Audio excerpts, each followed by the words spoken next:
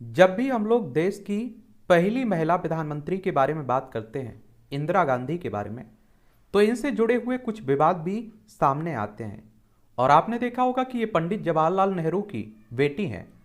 तो फिर आप देखेंगे इंदिरा के पीछे गांधी कैसे जुड़ गया, और इनकी लव स्टोरी और शादी को लेकर भी विवाद बना हुआ है। तो आज हम लोग इनकी जो कहानी है गांधी नाम जुड़ने की, उसके बारे में विस्तार से चर्चा करेंगे।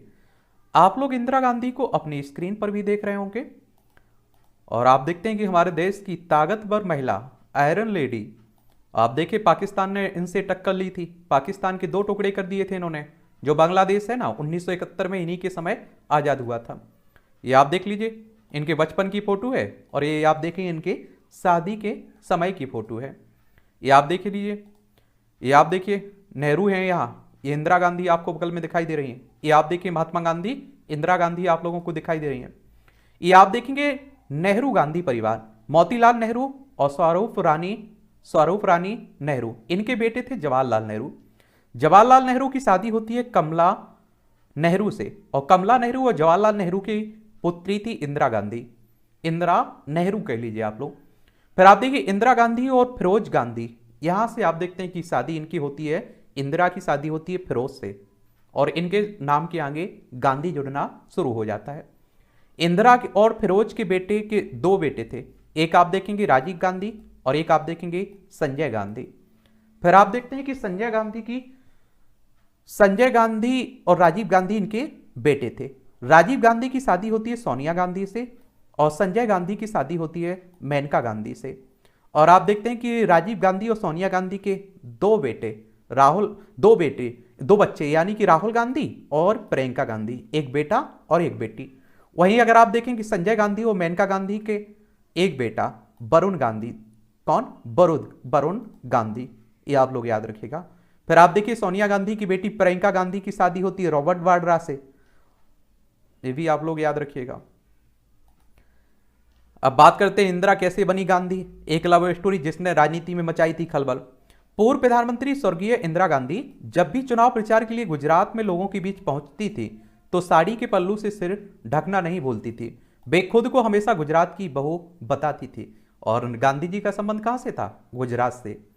इंदिरा नेहरू से गांधी तब बनी जब उन्होंने गुजरात के पारसी युवक फिरोज से शादी की थी। पारसी धर्म का थे वो, और उस वक्त एक हिंदू और पारसी के संबंध में भारतीय राजनीति में भूचाल ना आए, इसके लिए महात्मा गांधी ने इन्हें गांधी नाम दे दिया था। किसे? फिरोज को गांधी नाम दे दिया था। किसने? महात्मा गांधी ने। वो कहते हैं कि फिरोज काफी एक तरह से आप देखते हैं कि जुड़ाव रखते थे गांधी से, और आप देखते हैं कि बाद में यह परिवार राजनीति में इसी नाम से मशहूर हुआ, गांधी परिवार के नाम से। मरीन इंजीनियर थे फिरोज के पिता, ये भी याद रखिए। और देश के पहले प्रधानमंत्री पंडित जवाहरलाल नेहरू और कमला नेहरू की बेटी इंदिरा गांधी के बचपन का नाम इंदिरा प्रियदर्शनी था। और 19 नवंबर 1917 को यूपी के इलाहाबाद में उनका जन्म होता है। उनके घर का नाम इंदू था, और वे अपने माता पिता की इकलौती संतान थी।